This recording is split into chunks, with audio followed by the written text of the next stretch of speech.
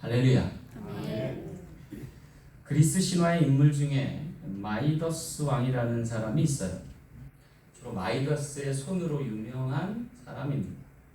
그는 소아시아 프루기아의 왕으로서 술의 신 디오니스에게 소원을 하나 빌게 됩니다. 근데 그 소원이 뭐냐면 자기가 만지는 모든 것은 금으로 바꿔달라는. 여러분 어떻게 생각하세요? 내가 만지는 것마다 금이 된다. 떼부자가 되지 않을까요? 그런데 정말로 그의 손이 닿는 곳이면 금방이라도 금으로 변하는 거예요. 처음에는 너무나 신이 나는 거죠. 딱 잡으면 금 마이크가 되는 거야. 딱 잡으면 금 종이 되는 거예요. 딱 잡으면 금 강대상이에요. 여러분 얼마나 신기하고 놀라운 일이에요. 근데 얼마 지나지 않아서 마이더스 왕은 곧 후회하게 되었답니다. 왜냐하면 자신이 원치 않았던 것들마저도 금으로 바뀌어버리더라는 거예요. 심지어 자기가 먹을 음식도 만지면 금이 됩니다. 마실 물까지도 금으로 바뀝니다. 심지어 자기를 사랑해서 와락품으로 달려왔던 딸 아이를 접촉하게 되니까 금 동상으로 바뀝니다. 후회가 밀려온 마이더스 왕은 다시금 디오니스 신을 찾아가서 모든 것을 원상태로 돌려달라고 간곡히 청합니다. 그의 모습이 안타까웠던지 디오니스 신이 그렇다면 한 가지 비법을 일러줄 테니 팍툴루스 강에서 목욕을 하면 된다라고 일러주는 겁니다. 그래서 쏜살같이 달려가서 이 팍툴루스 강에서 목욕을 하게 됐는데 정말로 그때부터 마법이 풀리더라는 거죠. 대신 그 강가의 모래가 사금으로 변하는 것을 목격하게 되었다.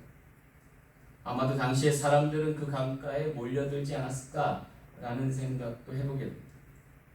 이 신화 같은 이야기가 오늘 우리에게 시사하는 바가 적지 않습니다.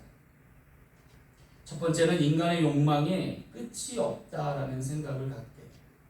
한 나라의 왕이었는데 뭐가 부족해서 또 자기가 만지는 것들마다 금으로 변하게 해달라고 요청했을까라는 것에 기인해서입니다. 반대로 그 욕망을 내려놓을 때에 더 많은 이들이 혜택을 받고 변화되는 것을 보게 됩니다. 그러고 보면 우리가 욕심껏 자기 손으로 무엇인가를 붙들고자 할 때 어쩌면 모든 것이 변질될지 모릅니다. 반면에 돌이켜 자신을 내려놓으면 오히려 온전한 자기 변화를 이룰 수 있을 뿐만 아니라 우리의 주변도 우리에게 속한 것들도 변화하지 않을까 싶습니다. 왜 그럴까요? 이것은 어쩜 우리를 창조하시고 우리를 구원하시는 하나님의 손에 위탁된 존재여서가 아닐까 싶습니다. 어쩌면 우리가 하나님의 손에 붙들릴 때라만이 우리의 왜곡된 인생과 삶이 바로잡히고 하나님의 치유와 하나님의 회복의 역사가 일어날 줄 믿습니다. 오늘 본문 말씀에서도 보면 하나님의 손에 이끌려 궤도를 이탈했던 언약궤가 하나님께서 원하시는 그 본래의 자리로 돌아오는 것을 보게 됩니다. 바로 그 옛날 언약궤가 놓였던 본연의 자리 벳세메스의 여호수아의 밭으로 돌아오는 광경을 묘사하고 있어서입니다. 문제는 여기에 쓰임받게 된 젖나는 소 2마리가 그리고 그들이 이끄는 수레에 운전자가 따로 없었다는 거예요. 그럼에도 이방인들에게 하나의 전리품으로 전락했던 언약궤가 그 본연의 자리로 돌아오는 것을 보게 되었답니다. 이를 통해서 하나님께서는 모든 걸음을 인도하시는 이가 다름 아닌 하나님 자신이라는 것을 친히 나타내셨다는 거예요. 사랑하는 성도 여러분, 우리 사랑 장로교회도 거친 이민생활과 낙원에 탔던 세월 속에서도 하나님의 온전한 인도하심을 받고 천국을 향해 순례할 수 있는 귀한 제단 되기를 간절히 소망합니다. 아멘. 그로 인해서 우리가 있어야 할 자리를 망각지 아니하고 나아갈 궤도를 이탈하지 않으며 천국을 순례하는 천국 백성 되실 줄 믿습니다. 그러기에 우리는 무엇보다 하나님의 손에 의탁되며 붙들림 바 되어야 할 줄 믿습니다. 그럴 때 언약이 준행될 것이고 오늘 우리의 삶과 우리의 영혼이 주님 앞에 영생의 축복을 누릴 수 있는 귀한 하나님의 성도 될 줄을 믿습니다. 자, 그렇다면 오늘 우리의 인생의 걸음이 베세레로 향하여 갔던 수레처럼 본궤도에 오르면 그러면 하나님께서 우리의 삶을 어찌 인도하실까요? 말씀을 통해 귀한 깨달음 얻는 저와 여러분 되시길 간절히 소망합니다. 첫 번째는요, 돌아서지 않게 하심입니다. 오늘 10절 말씀 볼게요. 그 사람들이 그같이 하여 전나는 소 둘을 끌어다가 수레를 메우고 그랬습니다. 여기 언급된 사람들은 블레셋 사람들을 말합니다. 그리고 전나는 소 둘은 수레를 이끌고 가던 짐승들이었습니다. 문제는요, 여기 전나는 소의 쓰임을 볼 때에 무언가 계획된 의도가 있음을 엿볼 수 있는 대목입니다. 왜냐하면 여기 수레를 이끌 전나는 소는 어쩜 송아지를 낳은 지 얼마 되지 않은 소로 가늠되기 때문입니다. 다시 말해서 운송용, 다시 말해서 수레를 이끄는 것으로 적합지 않은 소들이라는 거예요. 그럼에도 불구하고 아직 젖을 떼지 않은 송아지들을 잡아두고 묶어둔 상태에서 그들로 하여금 수레를 끈게 한 것은 다분한 어떤 의도 있음을 우리에게 알려주는 대목이에요. 어쩌면 이것이 하나의 일종의 테스트가 아니었나라는 생각을 해보기까지 됩니다. 왜냐하면 이 모든 것을 계획하고 주도한 이들이 이방인 블레셋 사람들이었기 때문입니다. 그렇다면 그들은 지금 무엇을 테스트, 시험하고 있는 걸까요? 그것은 한마디로 언약궤를 싣고 가는 이 수레가 궤도를 이탈하는지 안 하는지를 테스트하는 거예요. 그것을 통해서 자신들에게 임한 대재앙이 이 언약궤 이탈과 함께 무슨 관련이 있는가를 살펴보고자 하는 것이죠. 만약 궤도를 이탈하지 않고 언약궤가 무사히 이스라엘로 회귀하게 되면 그것을 돌려보내줄 심산이고, 그렇지 않으면 그것을 통해서 이것과 그것의 무관함을 통해서 다시금 평온한 삶을 이어가려 했던 거죠. 한마디로 그들이 시험하고자 했던 것은 짐승의 본성과 하나님 섭리 안에 무슨 관계가 있는가를 살펴보고자 했던 거예요. 대체 왜 이렇게까지 하는 걸까? 사건의 개요를 보면 이렇습니다. 이방인이었던 블레셋들과 그리고 이스라엘 간의 전쟁이 있었습니다. 여기 블레셋의 후예가 누구냐면 지금 가자 지구에 모여 살고 있는 팔레스타인인들의 조상입니다. 그러니까 이스라엘이 3,500년 전의 싸움을 아직도 싸우고 있는 거예요. 살펴보면. 근데 지금은 이스라엘이 좀 유리한 형국인데 당시에는 오히려 블레셋이 강성해서 오히려 이스라엘이 패배했어요. 그리고 그 패배한 이스라엘에게서 뜻밖의 전리품을 하나 얻게 됐는데 그게 바로 하나님 임재의 상징인 언약궤였어요. 왜냐하면 엘리 제사장의 두 아들 홈리와 비냐스가 이 언약궤를 전쟁터에 가지면 혹시나 이길까 하고 가져갔다가 전쟁에 패하고 이것을 전리품으로 뺏기게 됐던 거죠. 그래서 의기양양했던 블레셋 사람들은 이 언약궤를 자신의 신상 옆에다가 함께 모셔다 놓은 거예요. 근데 문제는요, 그때부터 이 나라에 재앙이 임하기 시작합니다. 여기 금지와 독종의 형상을 금으로 만든 이유는 이 금지와 독종이 창궐해서 못 살겠거든요. 가만 생각해 보니까 달라진 것은 이 전리품으로 언약궤를 가져온 것밖에 없는데 이게 화근이었다는 생각을 갖게 되고 차라리 이걸 돌려보내주자. 돌려보내줄 때 금으로 재앙의 것들까지 만들어서 수레에 실어보려면 저쪽 나라로 이 재앙이 옮겨가지 않을까, 떠나가지 않을까라는 생각에서 궁여지책 가운데 만든 술책이었던 거죠. 마치 트로이 목마를 적진에 보내듯이 수레를 소들로 하여금 끌고 가게 하되 사람이 이끌지 않고 전나는 소 둘을 앞에다 세우고 송아지들은 자기 진영에 묶어놓고 이 모성과도 같은 이러한 짐승의 본성을 어긋나면서까지도 가는지 안 가는지를 테스트하고자 했다는, 참 대단한 사람들 아니에요? 그죠? 과연 이것이 우연의 일치일까? 예정된 결과일까요? 오늘 우리 신앙을 살아가고 또 삶을 답습하는 가운데서도 종종 예기치 않게 돌출되는 현상들입니다. 근데 여러분, 여기서 우리가 유의하고 조심해야 될 것 하나 있어요. 그것은 이 이방인들처럼 결단코 하나님을 테스트하지는 말아야 한다. 왜냐하면 야고보서 1장 13절 말씀에도 언급되었듯이 사람이 시험을 받을 때에 내가 하나님께 시험 받는다 하지 말지니 하나님은 악에게도 시험을 받지 아니하시고 친히 아무도 시험하지 않으시기 때문입니다. 오직 시험은 스스로 받거나 사단에 의한 것이에요.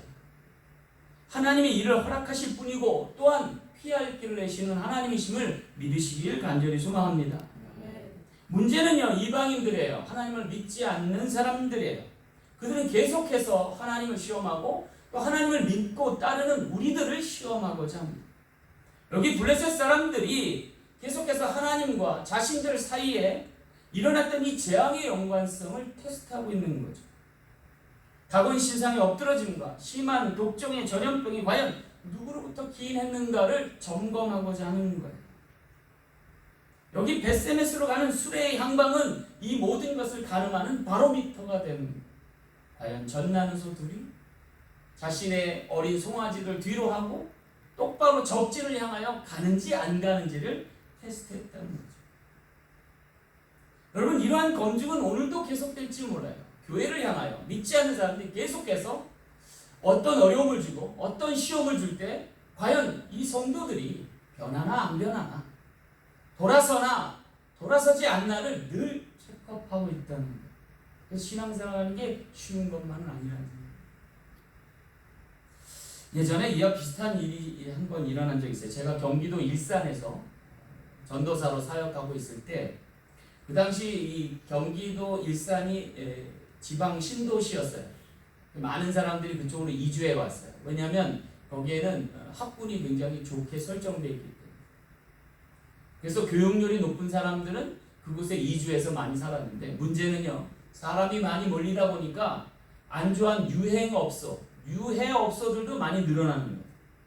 심지어 일산 한가대 주택가 한복판에 모텔들이 들어서기 시작하는데 우후죽순으로 들어섭니다. 그래서 거기 앞에 학부모들이 가서 막 데모하고 이러는데도 뭐 아랑곳하지 않습니다. 영업을 계속하는 거예요. 그러자 보다 못한 그 인근에 있는 굴지의 교회 하나가 팔을 걷어붙이고 나섰어요. 어떻게 나섰냐면 저녁 예배가 끝나고 나면 성도들이 모여서 그 호텔을 한 바퀴씩 도는 거예요. 마치 여호수아가 여리고성을 돌듯이. 그리고 나서 막 기도하는 거예요. 없어질지어다! 예수 이름으로 명하노니 없어질지어다! 막 이러고 기도하는 거예요. 근데 얼마 지나서 큰일이 일어났어요. 그 가운데 있던 호텔 하나가 불에 타버린 거예요. 근데 더 놀라운 거는 이 호텔 측 사장이 이 교회에서 이런 땅밟기를 하고 기도하는 것을 알고 고소를 했어요. 우리가 불에 탄 것은 교회 때문이다. 저 교회가 주범이다. 그래갖고 고소장을 낸 거예요. 그리고 본의 아니게 목사님이 소장을 받고 법원에 불려갔어요. 장로님들도 따라갔어요. 재판이 막 옥신각신 되는데 호텔 사장이 이 교회가 문제다. 교회가 기도해서 우리 교회가 불이 났으니 일정 책임을 져야 한다. 라고 원거치게 이렇게 했고 변을 한 거예요. 근데 교회는 뭐라 그랬을까요? 아니다. 우리는 기도했을 뿐이다. 땅 밟기만 했지. 이것과는 전혀 무관하다. 누가 불을 냈는지 자연이 일어난지 우린 모른다. 라고 주장했어요. 누가 이겼을까요? 교회가 이겼어요. 법원에서 무관하다고 판단을 내고 꽝꽝꽝 했어요. 근데 마지막에 판사님이 한 말씀 하셨어요. 근데 그게 언론에 오르는 거예요. 뭐라고 했냐면, 제가 보기에는 아무리 봐도 호텔 측 사장님의 믿음이 더 좋은 것 같습니다. 라고 여운을 남겼어요. 이게 기사를 타고 이게 조명방송에 보도된 적이 있어요. 호텔 측 사장 믿음이 더 좋더라. 뭐 이런. 여러분, 손에 쟁기를 잡고 뒤를 돌아보는 자는 하나님 나라에 합당치 아니했댔어요. 제가 아쉬운 대목은 뭐냐면, 차라리 제가 담임 목사 같으면 우리가 책임지겠습니다. 우리가 기도했습니다. 당신들이 유해업소가 이 건전한 주택가에 있어서는 안 된다고 판단해서 우리가 그렇게 했습니다. 죄송합니다. 얼마를 배상할까요? 라고 했으면 아니, 이 교회가 대박난 줄 믿습니다. 전국에서 아마 믿음 좋다는 분들 다 모였을 거예요. 그죠? 할렐루야. 여러분, 우리 크리스찬들은요 다르게 승부해야 돼요. 하나님을 믿으니 하나님이 역사하셨고 하나님이 일을 행하시니 하나님 책임져주실 걸 믿고 믿음으로 선포하며 앞으로 나갈 수 있는 저 여러분 되시길 간절히 소망합니다. 여기 전나는 소 둘이 송아지가 뒤에 있는데도 불구하고 뒤돌아서지 않고 그대로 이스라엘 향하여 갔던 이유가 뭘까요? 하나님이 인도하셨기 때문에, 하나님이 그들을 붙드셨기 때문이다. 오늘 우리의 삶도 하나님이 붙드시니 난관은 있으나 시험도 있으나 극복하게 될 줄로 믿습니다. 그럴 때 하나님 영광 받으십니다. 오늘 우리에게 하나님의 축복으로 함께 하실 줄 믿습니다. 그를 통하여 생에 승리하고 하나님께 영광 돌리시는 거룩한 지체 되시길 간절히 소망합니다. 두 번째, 우리가 믿음의 궤도에 오르면 하나님은 우리로 치우치지 않게 하십니다. 오늘 12절 말씀 함께 볼게요. 암소가 벳세메스 길로 바로 행하여 대로로 가며 갈 때에 울고 좌우로 치우치지 아니하였고. 여기 블레셋 사람들의 미신적인 방법에도 불구하고 벳세메스로 가던 이 전나는 소가 이끈 수레가 좌우로 치우치지 아니하였다라고 소개하고 있어요. 그러니까 목적지까지만 간 게 아니라 스트레이트로 곧장 갔다는 거예요. 여러분, 벳세메스로 가는 이 대로가 넓으면 얼마나 넓었겠어요? 그렇지 않아요? 당시의 길이 협착하겠지요. 근데 이 길을 곧장 갔다는 얘기예요. 좌로나 우로나 치우치지 않고 곁길로 딴 길로 가지 않았다는. 사실 그건 기적에 가까운 거예요. 누가 이끌어주는 사람도 없는데 전나는 소 둘이 끌고 가는 수레가 좌우로 치우치지 아니했다는 건 여기 하나님 함께 하시다는 증거가 아니겠습니까? 근데 여기 이렇게 되기까지 보면 블레셋 사람들이 얼마나 하나님을 테스트하는가를 봐요. 그리고 이 사람들이 얼마나 미신적인 것에서 기인했는지를 보게 돼요. 첫 번째는요, 한 번도 멍에 매지 않은 소를 가지고 테스트해요. 혹시라도 이 소가 전에 멍에를 메고 수레를 이끌어 본 적이 있었을까 싶어서 한 번도 멍에 매지 않은 소로 이끌게 했다. 두 번째는요, 소를 모는 사람 운전자가 없이 국경까지 계속해서 준행하여 가게 했다라고 해요. 그리고 물론 그 수레에는 언약궤를 비롯한 금독정과 금지 형상을 함께 실었다는 거죠.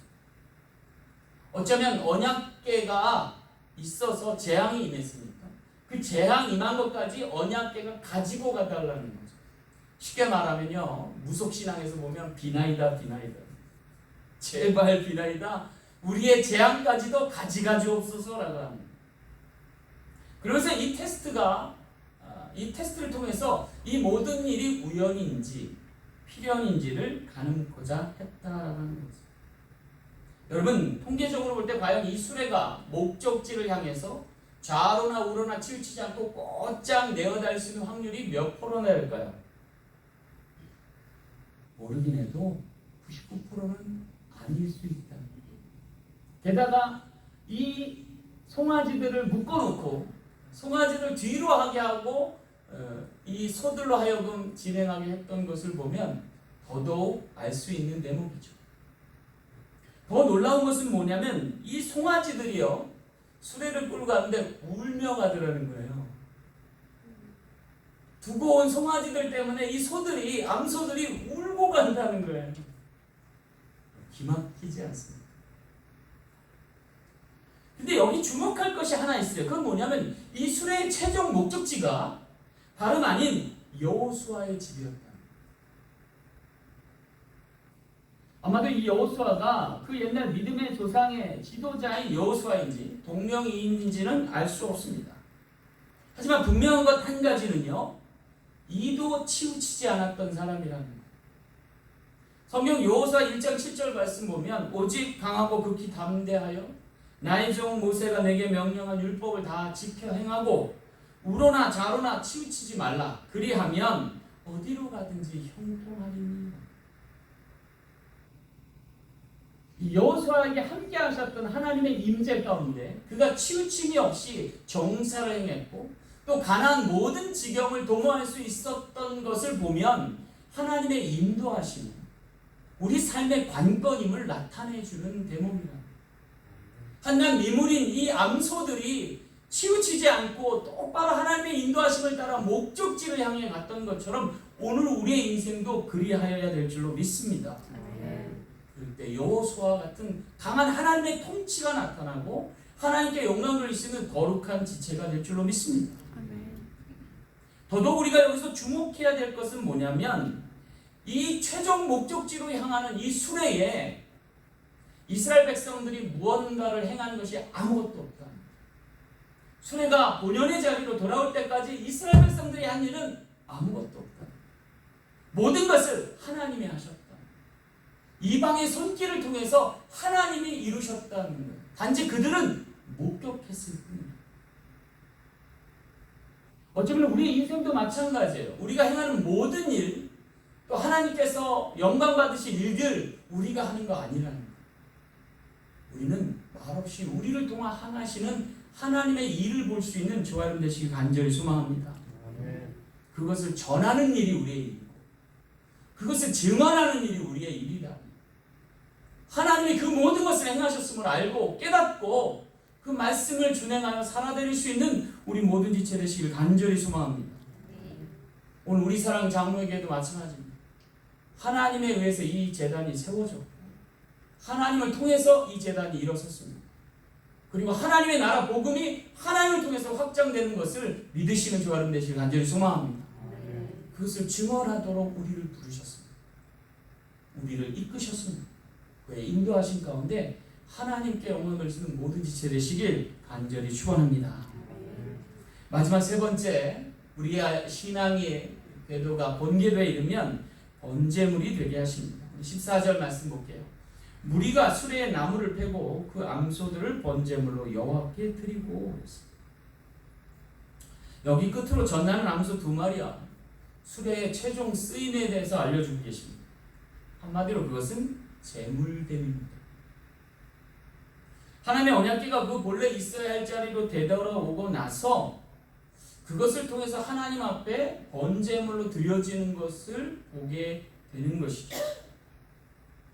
어쩌면 이를 통해서 우리의 물질, 몸은 본래 있던 것으로 되돌아가고 우리의 영혼은 하늘로 소급하여 올라갈 것을 보여주는 대목이에요. 단 그때 우리 몸이 번제물로 타오르고 우리의 영혼이 주께로 돌아갈 수 있는 것을 상정해 볼 수 있겠다는 말씀입니다. 아울러 그로 인해서 세상에 남겨질 이들에게는 믿음을 안겨줘야 하지 않나라는 생각을 해보게 됩니다. 어쩌면 우리의 인생이 버릴 것 없는 인생임을 보여주고 나타난다 하겠습니다. 그러고 보면 이 소라고 하는 짐승은 버릴 것 없는 짐승으로 유명하죠. 그 쓰임까지도 온전히 오늘 우리의 인생을 대변해 준다 할 수 있겠습니다. 어쩌면 그들이 짊어지고 그리고 그들이 끌고 왔던 수레에 담겨져 있던 언약궤처럼 오늘 우리가 수행하고 나가야 할 것이 하나님의 임재의 상징인 언약궤와 같다는 거죠. 다시 말하면 오늘 우리의 삶이 또한 몸된 성전이 되어야 할 것을 이야기해 준다 하겠습니다. 여기 수레를 끌고 언약궤를 이동했던 이 암소들의 삶이 오늘 우리의 삶을 대변해 준다라고도 할 수 있겠습니다. 근데 좀 억울하지 않습니까?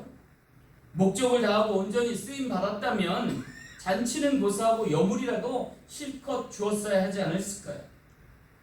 아니면 그들을 적진으로 돌려보내고 울며 떠나왔던 송아지 곁으로 되돌려 보내야 하지 않았을까요? 그런데 이스라엘 백성들은 오히려 그 수레를 깨트려서 제단의 땔감으로 쓰고 그리고 송아지를 잡아서 각을 뜨고 번제물로 하나님 앞에 제사드렸다는 거예요. 너무나 슬픈 운명처럼 여겨지지 않습니까? 왜 이렇게까지 하셨을까? 그것은 어쩌면 이스라엘 백성들로 하여금 하나님의 살아계심을 나타낼 뿐 아니라 누가 되었든 간지 하나님의 나라 위에서 이처럼 희생의 제물이 될 때 하나님께서 그를 통해서 오늘 우리에게 나타내고자 하시는 바가 있다는 거죠. 그것은 바로 십자가의 길, 순례의 길임을 알려주는 거예요. 오늘 우리의 인생이 십자가의 길이고 순례의 길임을 나타내 준다는 거예요. 근데 여기서 우리가 감사할 일이 하나 있어요. 그것은 이 암소들이 놀랍게도 하나님의 임재를 상징하는 언약궤와 함께 했던 걸음이라는 것. 마치 그들의 동선은 십자가 골고다 언덕을 향해 갔던 예수님과 궤도를 같이 했다는 거죠. 여기 처음 발원했던 에글론과 그리고 거쳤던 베스메스를 지나면 예루살렘 성에 이르게 되고 거기에 골고다 언덕이 있다라고 하는 거죠. 그들의 항로를 보면 마치 세상에서 또 하나님의 나라에 이르기 위한 십자가의 길임을 나타내 준다는 거죠. 그리고 여기 눈물을 뿌리며 그것을 인도함을 받았던 이 암소들은 마치 예수님의 십자가를 따라 걸었던 여인들과 믿음의 궤적을 같이 한다는 거죠. 성경의 이름 모를 여인들이 예수님의 십자가 질 때에 끝까지 함께 했던 여정을 살펴볼 수 있게 한다는 거죠. 여기서 오늘 우리가 잊지 말아야 될 것 있어요. 신앙의 위대함은,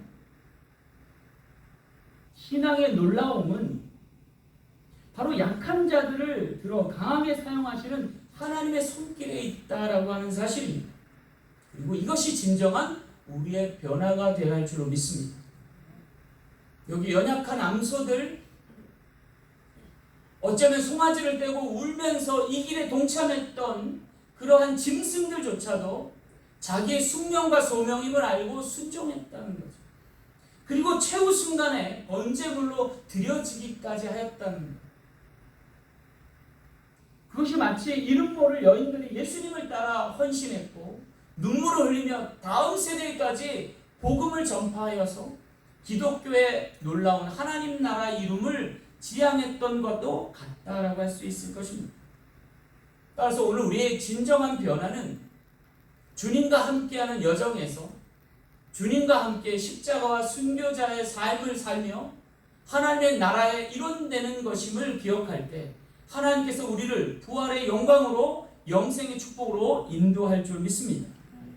그것을 통해서 하나님 나라 복음의 지경이 확장되고 그의 나라가 융성하여져서 하나님의 백성들로 가득한 귀한 나라가 될 줄로 믿습니다. 아무쪼록 우리 사랑 장로교회도 그와 같은 믿음의 여정에서 승리할 수 있는 모든 지체 되시길 간절히 소망합니다. 말씀을 맺겠습니다. 사람들의 손에는 여러 형태의 손길로 드러날 때가 있습니다. 목수의 손은 톱질을 하고 망치질로 드러납니다. 어부의 손은 그물을 쳐서 고기 잡는 고기잡이, 농부는 땅을 경적하며 씨를 뿌리는 손길로, 어머니는 아기를 돌보며 살림을 하는 살림살이로 나타내고자 합니다.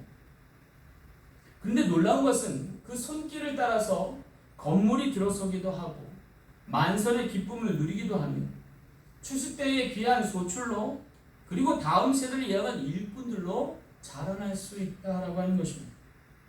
그리고 이 모든 것은 하나님의 역사를 이룰 것입니다. 왜냐하면 하나님이 그들의 걸음을 인도하시고 그들을 역사하시는 하나님의 손길이 되게 하시고자 했기 때문입니다. 오늘 우리 사랑 장로교회가 개척하여 하나님의 은혜 안에 성장해 가고 있습니다. 이 재단에 속했던 많은 이들로 인하여 하나님의 나라가 왕성케 될 줄로 믿습니다. 여러분의 손길 하나하나, 닿는 여정 하나하나에 하나님의 축복하심이 가득할 줄 믿습니다. 그를 통해서 하나님께서 하나님 나라를 번성케 할 뿐만 아니라 우리의 다음 세대까지도 그리고 땅끝까지 이르는 복음의 증거가 되게 하실 줄 믿습니다. 생명을 살리고 영혼을 구원하시는 하나님의 역사에 동참하시는 우리 모두 되기를 간절히 소망합니다. 기도하겠습니다. 참 좋으신 아버지 하나님 감사합니다. 오늘 귀한 말씀을 통하여서 우리의 가는 걸음과 여정을 하나님께 의탁해 도와주옵시고 하나님이 선히 인도하실 때에 천국으로 순례할 수 있는 모든 지체 되게 하여 주옵소서. 감사드리며 거룩하신 예수님 이름으로 간절히 기도하옵나이다. 아멘.